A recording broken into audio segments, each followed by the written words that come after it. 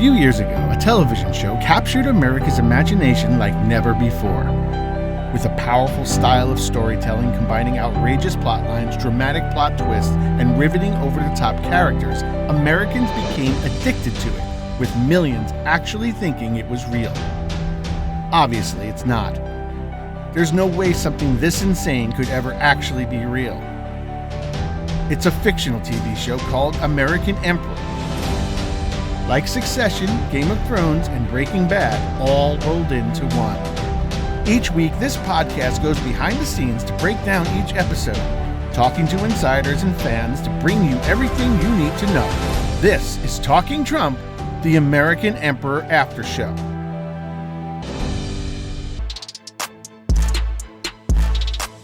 This week, American Emperor pulls out all the stops to deliver an explosive and disturbing two-part election episode that will reverberate with the American public for years. It started at a drive-thru. Would you like lies with that?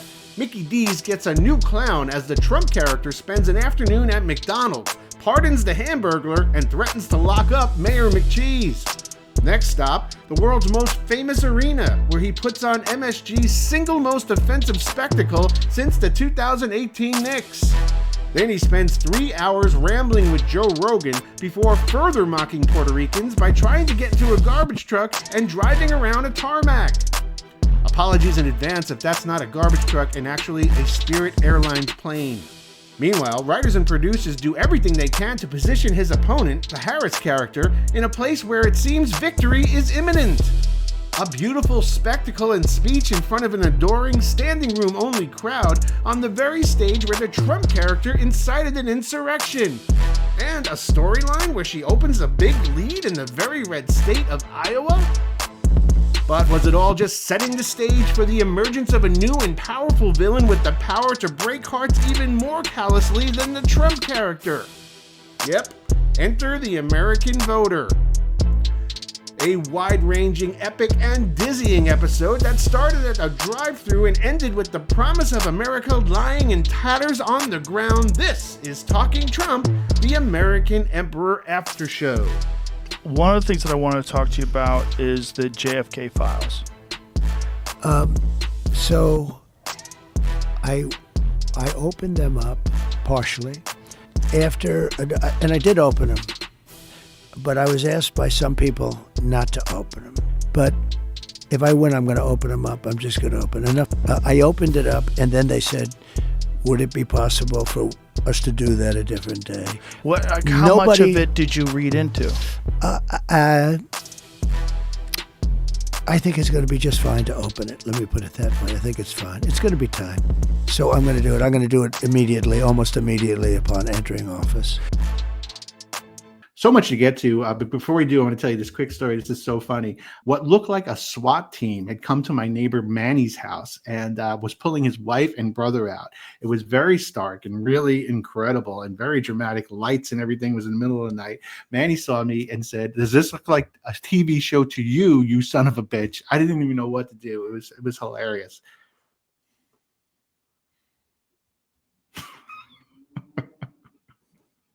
Just amazing. All right, welcome everybody. I'm Christopher Lansing. I'm joined by author, filmmaker, and pop culture critic Tom Robb. Welcome.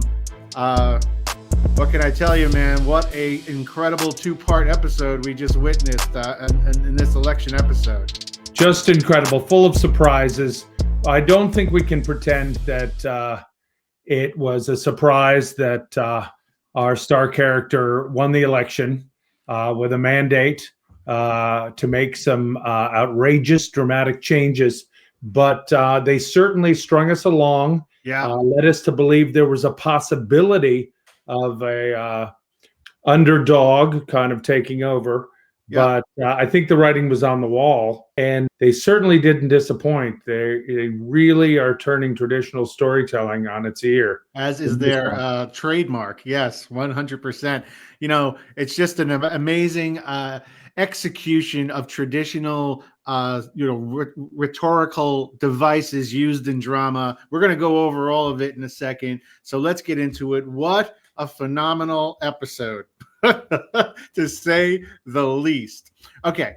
Now, let's start at the beginning. This whole journey really started up in the days leading up to the election. The writers and the producers placed the Trump character in a series of interesting spots. At one point, he was positioned working at McDonald's at a fry machine. Now, of course, on the surface, this was an interesting scene, very funny to see a psychotic man in a place where poor people work in an unhealthy environment to feed other poor people unhealthy food. It was positioned as a beautiful work of irony. The show, as it often does, shifts, and this funny scene becomes not so funny as the audience actually begins to see the Trump's character presence there, not as an insult, but as an example of him being friendly to the everyman.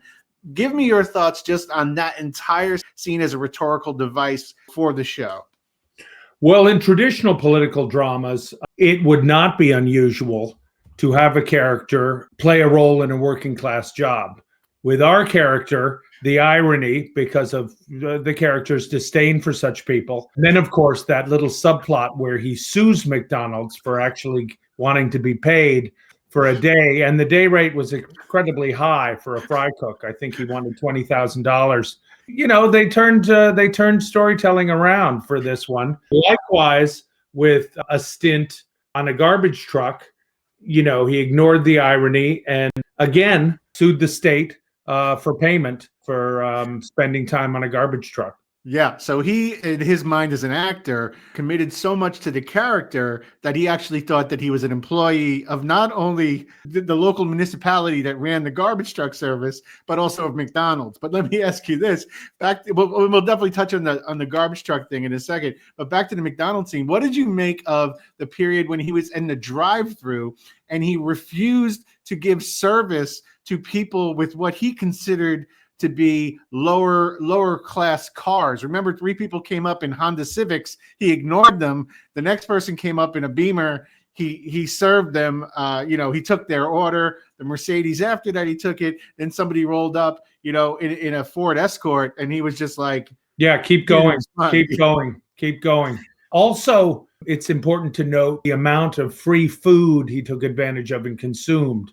Numerous shakes, quarter pounders with cheese, Big Macs, fish fillets, and, a fire bucket full of fries, which he considered both as a character, as an actor, his due. It was an expensive day for production and very telling about the character's commitment and the character's desire for junk food. 100%. Very interesting. Overall, just a great juxtaposition of, putting the Trump character where they put him. One more thing before we move on from that. They also, you said that they spent a lot of money on his food and then he demanded payment. They also had to pay a lot of money insurance-wise because the Trump character was so unused to being in a working class environment like a McDonald's kitchen. He, I think it was 3 times he almost stuck his entire hand in the deep fryer because he thought he saw something shiny in there. He doesn't know that oil heated to that degree can cause severe burning.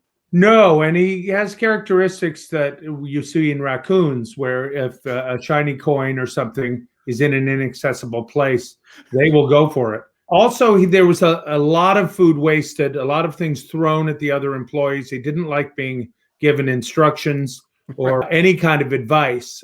Take the fries off, the burgers are ready to be flipped, would often end in a milkshake being hurled at an immigrant worker. It was a difficult day. I actually spoke to the second assistant director, who was playing a lot of catch up, soothing a lot of extras, ruffled feathers, and trying to prevent lawsuits. And then, of course, we read about this in the trades afterwards. After the Trump character had attempted numerous times to put his hand in the deep fryer to grab something shiny, and he was rebuked by the security there, he then demanded that his assistant reach in to the boiling grease in there to grab something shiny. And the security, they are not required to protect the assistant. They weren't going to risk it. So everybody had to painfully watch while Trump's second assistant, I believe his name is Matt Coyer, put his hand into the and seared off most of his flesh. Right. Yes. And of course, as the kicker, there wasn't anything shiny in there. The Trump character was mistaken. No, it was a glint of oil. But even a fireplace glove might have prevented severe injury. And of course, he has a new assistant now.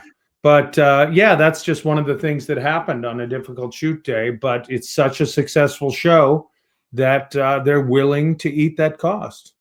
So then later on, the Trump character spends some time rambling to the very funny Joe Rogan character, the character they set up, who was a comedian who once hosted Fear Factor and did play-by-play for UFC fights, who then actually finds his fortune giving people advice about vaccines. The Trump character and he have this like very long 3-hour dialogue. We see a lot of it where the Trump character is just kind of rambling, but what the show writers and producers are saying is that this rambling is a version of the Trump character speaking to men, disenfranchised men out there. What are they saying about men? Is that a statement about how lost men are? Our character has very strong feelings about different kinds of male posturing, whether it's alpha, beta, or on down the line till you get to your Ronnie Cox and Ned Beatty characters who are allowing themselves to be anally raped on a mountainside. Yes, I think that they believe that they can restructure the sort of self-esteem of the male population who they consider very beleaguered by contemporary sort of cultural norms and movements. The Trump character then holds a rally at MSG. They actually go and rent out the actual venue of Madison Square Garden. And that rally consists of a number of insane people ranting and raving, making racist remarks and jokes. The Trump character then causes a lot of turbulence by referring to the entire event as a love fest. But my question to you is it possible that that is how the Trump character was taught about love? In other words, that kind of rhetoric used at that rally, is that love to this character? And is the Lawrence Davies performance as Trump character, is he really trying to say that, hey, I don't know what love is? Yes, I think that's very true. And I think we see from other productions that the environment of Fred Trump's household wasn't so nurturing. He was more like a Menendez father. And this is our characters struggling to define love in a modern world when he really doesn't know its meaning. And that's one of the plot lines we're going to watch, how this character learns about love. And it's really quite sweet. You know, it's true what you say about his upbringing, growing up in the Fred Trump household, because that famous experiment where they took a baby chimpanzee and they removed its parents and they replaced the parents with a block of wood and a small blanket. You're familiar with that famous experiment? Yes, the cloth mother, the wire mother. Yeah. That actually happened in real life to the Trump character. The Trump parents, Fred and his wife, went on vacation, and instead of like hiring a babysitter, they just went and they put a wire replica of the mother, and then they left him like 2 newspapers. So that could have informed the Trump character's evolution and feeling about love. Very much so, very much so. To be a nursing infant and have only a sort of wire nipple for 2 weeks while your parents are at sandals, can be quite traumatic. I mean, it almost elicits a little bit of empathy from the viewer to the Trump character.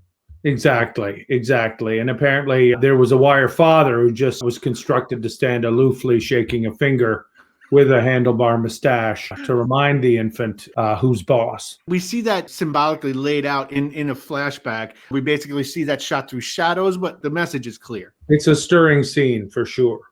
We're at the MSG rally right now, and there's many instances of racist jokes, a few that really pop out. One that offends Puerto Ricans. It's been shown 1,000 times, but let's just take a quick look at it here. Where are my proud Latinos at tonight? There's a lot going on. Like, I don't know if you guys know this, but there's literally a floating island of garbage in the middle of the ocean right now. Yeah. I think it's called Puerto Rico. Now, this sets up, of course, the possibility that Puerto Ricans and Hispanics in general will be offended. And as many as 400,000 Puerto Ricans that's the population of Puerto Ricans in a state like Pennsylvania, will vote against Trump, and that's just counting one apartment. I'm kidding, of course. We then learn, of course, later on that the opposite becomes true. But do you think that the show is saying, after having probably the 1,000th insult to Hispanic Americans, you love me no matter what, you will do whatever I say, I can intimidate you into doing anything? Yes, I think it's a testing. It's a childlike testing of the parent, which is the sort of voting public. I can poop on the floor on your favorite rug and you're still going to love me. And this goes on again and again and again and is targeted at every ethnic group at one time or another. I mean, Puerto Rico is referred to in the rally as a island of floating garbage. And then Trump later on, as you mentioned before, dresses up as a garbage man and then gets in a garbage truck and drives around an empty tarmac somewhere, again, hammering home that, hey, I mean, I'll say it in a term I'm not necessarily comfortable with, but hey, voting, in this particular case, Hispanics, but voting groups, you are my bitch. And I could do whatever I want and say whatever I want and act however I want, and you'll still respond to me. Right, which is a fascinating relationship to have with people you want something from. We talked about how they were positioning the Trump character. Let's shift gears real quick here and talk about what they were doing with the Harris character. Conversely, she's positioned now in an elegant setting. We touched on this a second ago. She's speaking at the Ellipse, where at the end of season 1, Trump famously fomented an insurrection. Here she is reclaiming that space in front of an adoring crowd of something like 75,000 people. Writers and producers are really setting you up here to think that she's on her way. Were you buying into that, or was it believable that, hey, look at this glamour? They even released a poll that said that in a very pro-Trump state like Iowa, she was positioned to take that state. So again, are they just leaning on the dramatic structure of storytelling, obstacle, overcoming that obstacle? I mean, I had inside information, obviously, but I never believed that they were going to replace the main character of a hit series. I think they were making a statement about self-deluding, reality-denying populations that thought, we got this, we don't need to do anything, we're going to double down on certain sort of frightening far-left agendas and ignore a massively growing population of sort of mouth-breathing enthusiasts who love our main character. And that's the bulwark of this show. I think it was about watching disappointment unfold and watching self-delusion, which I think people enjoy. But yeah. no, I think the writers and the producers relish that because they really hit it home. They had the Harris character lined up to do these increasingly popular things, the speech on the Ellipse, the poll in Iowa, but also remember, they had her drafted into the upcoming U.S. Open. She was ranked number 4. She never played tennis before. Right, they were exactly. saying that there was a rumor she was going to announce that her and her husband over dinner discovered the formula for cold fusion. They were exactly. really... They also hired the Ford modeling agency, hired her for a new fashion line runway show. She was made a permanent member of The View, that television show, and they named one of the Princess Cruise Line ships after. I mean, they were really creating a sort of permanent mythology of this character that they were planning to take down. Oh, and they certainly did, yeah, as we certainly found out a little bit later. Let's talk a little bit about the popular reaction of the audience as it's positioned on the show. We touched on this a second ago. A few questions about that. The show did something it really hadn't done before.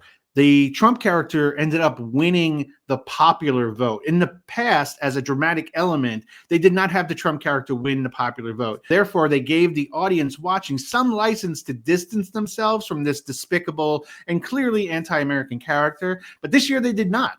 What do you think about that? I mean, talk about that impact. I think they wanted the show to be about nothing less than the complete transformation of the American population and society. So I think they wanted to make a bold move, Handmaid's Tale statement about the entire country going down a dangerous path. And that makes for great drama. To have a Jim Jones-ish sort of People's Temple syndrome of 150 million people is quite exciting. From here, they could very easily pivot to a dystopian type of show where the Trump character, to take a page out of something sophisticated like Dr. Strangelove, that had a lot of layers of political satire to it. But I feel like in this show, you could have the Trump character go into the White House, fart so strongly he kind of stumbles back and his ass lands on the button, and then that could just be just as resounding as the end of Dr. Strangelove when it comes to like the end of the world and the stakes involved in that. So that's and artificial hands, numerous nuclear wars committed against the American people. I know we're going to discuss predictions later on. But yes, I think that this positions the show to have some drastic, exciting, dramatic, dystopian events. And by the way, that is a formula that has worked on television for eons. Everything from the Walking Dead to the old, Day of the Dead, Dawn of the Dead, Night of the Living Dead series, that has always captured the imagination of American audiences. All right, when we come back, we're going to answer your questions. That's right, our listener email section, aka Talking Trump Talkback. When we return, this is Talking Trump, the American Emperor Aftershow.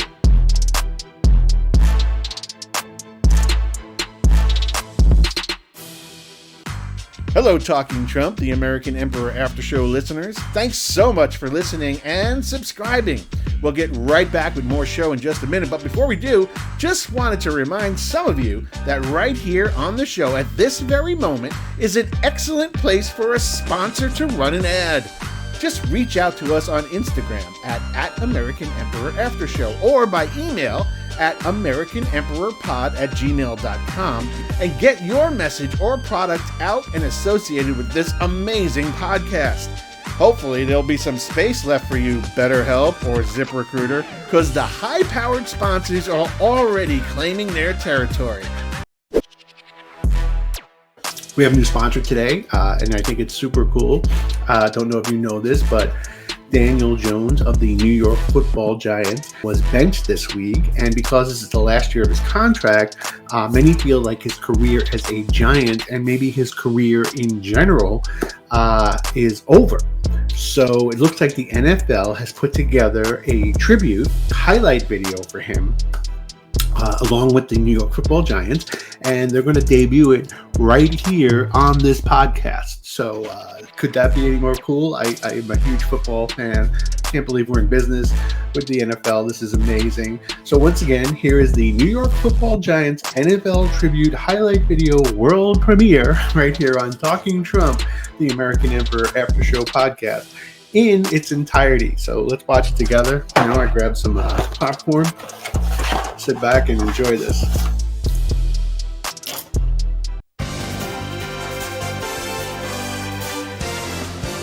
This NFL Films production is a presentation of the National Football League. Matt Breida in for the Giants. Jones has it and has a first down completion. Wandale Robinson out of bounds. And the drive continues. This NFL Films production is a presentation of the National Football League. Yeah. You play like one pass.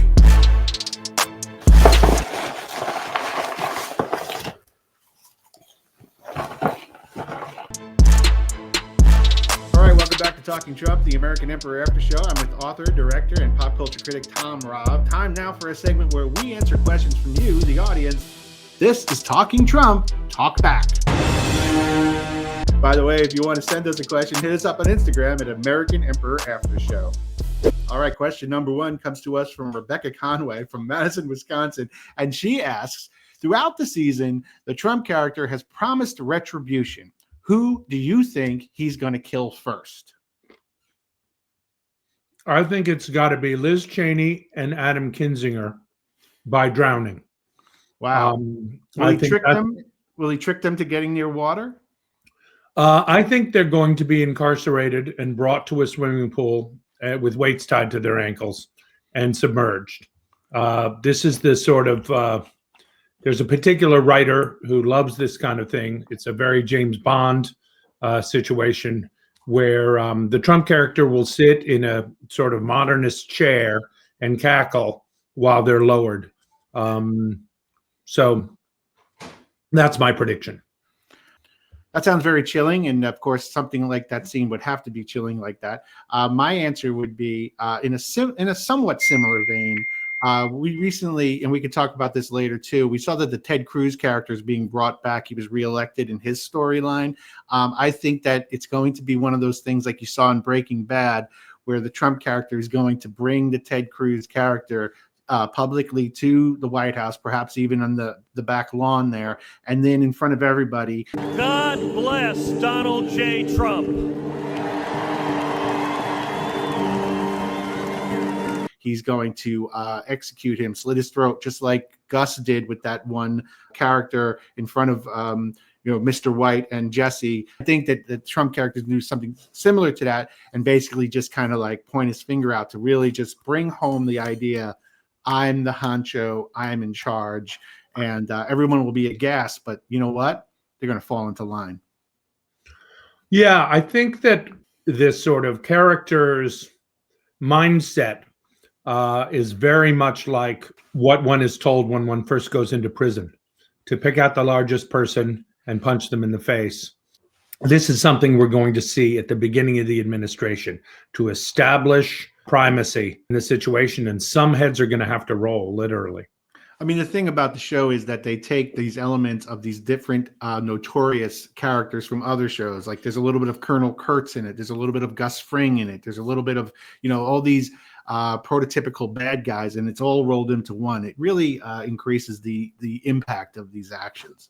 Very much so. Okay, we're moving on to our second question. That comes from Kyle Remington of Concord, New Hampshire. And he asks, rank in order who you think is most likely to be brought back by the Trump character when he gets back into the White House. A, Kushner, B, Bannon, C, Stephen Miller. Who do you think in order is most likely to return, and why? Miller first, because as a character, he creates the most controversy. Yeah. Bannon, because it's in his contract. And then finally Kushner, reluctantly, because he's, they established that character as just making a lot of Saudi money and liking to enjoy Dungeons and Dragons in his home in Florida. So that's going to be its own plot of coaxing him away from the video screen and, Call of Duty obligations. And Fortnite is another thing he loves. To play with the younger kids, 12-year-old boys across the nation. They're going to actually have to communicate to him via that headset that these players use, and it's going to present a lot of difficulties. I think that they're going to actually have to make a virtual aspect to the White House where he's actually tricked and he thinks it's a video game, and he kind of goes in there almost like one of those virtual reality kind of setups, where you play tennis and it looks like you're playing tennis, but you're really just swinging. Exactly. And apparently the character has quite an elaborate, a sort of gaming chair that's as large as a king bed. That's going to be something that the set designers are going to have a lot of fun with. Yeah, exactly. 100%. So just for my answer to that one is I agree with you. The Stephen Miller, I would rank number one because I've already seen, and they really don't make a secret of this, in order for that Miller character to exist, he is part serpent. So they do need to have a cage, a steel reinforced cage to keep him in. And they've already had pictures that were leaked. Photographers with, in a helicopter did take pictures of them loading that cage in. So I believe that he's definitely there. I'm going to say Kushner second because, of what we talked about. Yes, it'll be difficult with the video game aspect of it. But my feeling is that the Bannon character is going to be very hard to bring in because from what I understand, he is in late stage, very close to death from gout. He has very advanced gout, and they don't know for sure if he will actually physically be around to be able to reprise his role. So that's my only concern there. Yeah, that's a sad point. A steady diet of sausages and gin, and shellfish, has caused this very upsetting situation. Yeah, and then he's so against any kind of like wokeness that when there was concern about mercury in the oceans and how it would affect sushi, he just went ahead and did nothing but eat mercury for like 3 weeks, and that certainly didn't help anything. Yeah, it was sort of like a Piven situation of almost suicide by mercury. Yes, it's interesting what you talked about with Stephen Miller in the serpent cage. They're going to make, I believe, a whole meal, no pun intended, of him being fed live moles and mice and white rats, lab rats, before he does a press conference or something like that. So that'll be something we can look forward to. And part of the feature of that press conference is you'll see that just like a snake, you'll see the lump in his body as he digests the mouse. And his muscles the snake with the mouse going all the way to, Yeah. Sounds like great television. Absolutely. All right, stick with us, people. When we come back, we'll close the show out with a few more predictions of what to look for next week. More Talking Trump, the American Emperor, when we return.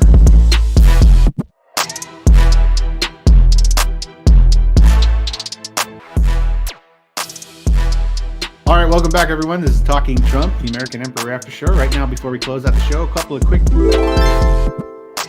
predictions for coming weeks. I'm going to go first here, Tom. Trump goes into the White House, but unbeknownst to him, it's only an exact replica of the White House and really just a place for scientists to study him, like a giant habit trail that children used to keep their hamsters in. Scientists are viewing everything through some sort of elaborate sequence of cameras and two-way mirrors. So we fast forward a couple of years, and because of their observations of him, they are able to cure schizophrenia and a variety of different mental illnesses because they're able to conduct experiments and learn more about those kinds of like ailments. And then in the end, what happens is because they make so many steps forward in curing mental health disabilities that the Trump character becomes well renowned and his legacy becomes one of absolute and total help. Then he becomes like a renowned figure. Fascinating. My prediction is over the controversial subject of the border, where two things are going to be done. One, a series of signs, like you might recall from Blazing Saddles, where immigrants are confronted with a toll booth, which costs a dime to cross, which will divert them and send them back to their homes to get a shitload of dimes. A second is, instead of a wall, a series of elaborate canals and canoes, which immigrants will be lured into and which will lead them out to the sea, where a giant fan will blow them back down south toward Antarctica. And I think... wait, all the way to Antarctica? I mean, that's well beyond their place of origin. Yeah, I think it's overkill, but it's something that's been proposed as a plot point, which will hurl the action into another area, and we can look for an Antarctic sort of penguin-based series of plot lines. They're made for life. Yes. And did you know also, when it comes to Antarctica, that the history of the world, there's only been 13 people born on that continent. That's a fact. And at one point they were all alive and could have all been rounded up into one room. You could have done like a reality show about the 13 people in the history. Sort of like that Kurt Russell movie, The Thing. Yes. That's what I think we're looking for. Outstanding. That would be absolutely outstanding. All right, folks. Well, that's it for this episode. For Tom Robb, I'm Christopher Lanson. Thanks for joining us. And please check out and subscribe to our show on Apple Podcasts, Spotify, and YouTube. All the links are in the show notes. Please leave a comment, positive ones only, if you can. We really appreciate it. And we'll see you next time.